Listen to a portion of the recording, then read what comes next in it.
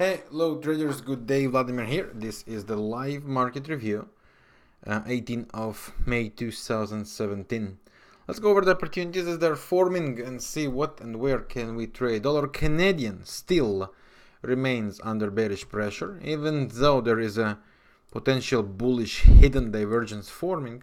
We do not have a real confirmation for that on the 4-hour chart. Therefore, the expectations remain bearish. As I explained yesterday, every rally, as long as this trend line holds and we come closer to the trend line, is opportunity for us to go for sale. We got here a bearish hidden divergence, which provided us to go with the 1-hour chart cycle that reached the 161.8 expansion right here. Okay, almost directly to 161, missing a bit, 12 pips. We reached this zone, followed by bearish hidden divergence, and on the intraday chart, 15 minutes or 30 minutes, we got this cycle as well, reaching to the creating for us the same magnet zone. Okay, same good sell zone. That was a triple cycle, 1, 2, 3, and here we are, breaking off the last trend line. In that case, this is the last trend line, last 3 bottoms we can connect, and we are in a sell. Those of you who are in, you have at least 1 to 2 risk reward, which means you can cash out. Next target is probably here, which is around 135.50 ish, and from there we'll have to stop and see what's coming next. Few more coming to the list. Still the same cut front that we are looking very likely to dig a bit deeper, but there is a great chance this double bottom holds and we fly. Same with Euro Canadian, which reached some monster levels that we have been looking at. One of them is right here. Okay, so we are next to 161.8. Divergence is forming. We're getting ready for possible trades, but there is one problem with that. As for now, this is only the first false break created on current levels. There was one right here on that place, but the second one, if we count that on the 161, that's right here. For that to be a valid setup, we need to break below this area first of all, and then sell the rallies. That's what makes me think that what's about to happen most likely is that this cycle would also give us the correlation, the magnet zone, and we are about to get one more rally towards this area somewhere. From there, we either get a second false break or trendline false break, and we start the move down. That's exactly what I expect to happen. If it does, boy oh boy, these sells here would be just amazing. And of course, those of you who are long, that's a good plan to follow the longs based on. Pound yen has bounced short term exactly from the 161.8 extension from this cycle right there, amazingly, creating the 4-hour chart extreme. I got a beautiful bounce, and as everything with pound yen, that's 100 pips move or more. So the biggest question remains, okay, is the game over and we are about to continue, or we are about to get one more push lower, which from my point of view, personally, I believe that's about what's about to happen. So if we are lucky to get this with a false break, then it would be amazing setup to look to trade, and that's what I would be looking actually to trade. So those of you who are short on that corrective cycle as we expect it to happen, if we do get this low creating, that's an amazing opportunity to cash out, or at least partially cash out, and make sure you are on the right direction, and then looking to switch. And those of you who are looking for longs, we need a false break here, followed by bullish divergence, and then we are after heavy buys. Next one on the list would be the pound dollar, that continues to provide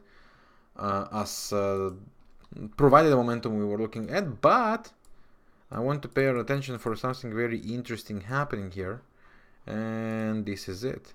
Okay, we have some very powerful magnet zone right on this area. There is a slight chance we are coming closer to the end of this rally, and that's why, from my point of view, I would say it this way: as long as this low holds, I think every correction down is opportunity to long it, of course if we have the setup, until here.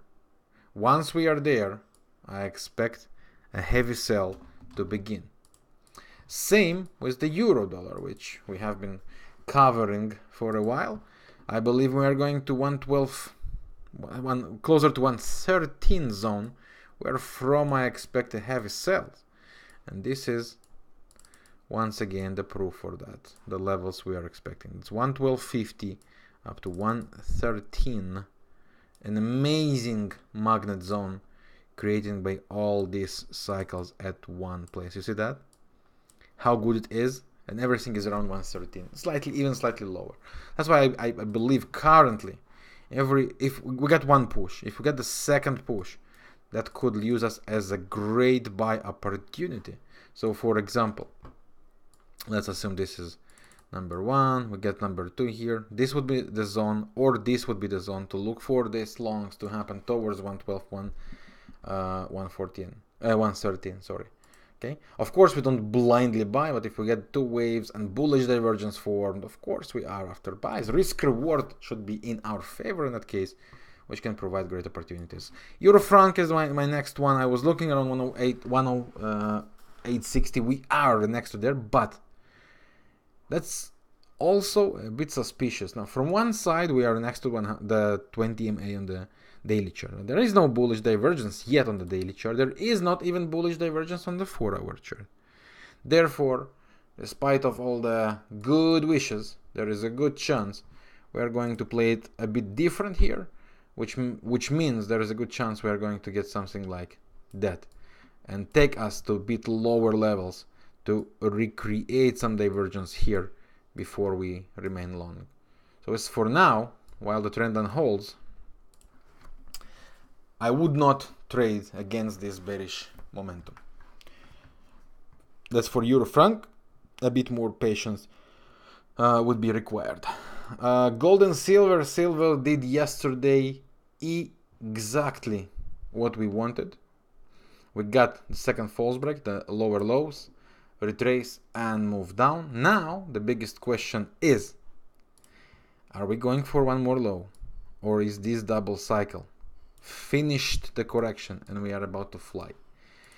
Seriously, and as for now, I have no clue. I still tend to think that we are going lower towards 1550 or 15, where from I believe we are going to fly.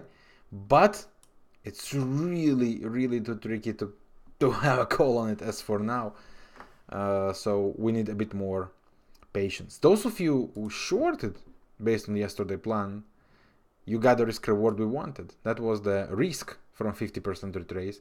That was the reward. We got 1 to 3 here, which is great. Let me see my list. Euro, Aussie. We spoke about, you know, the levels.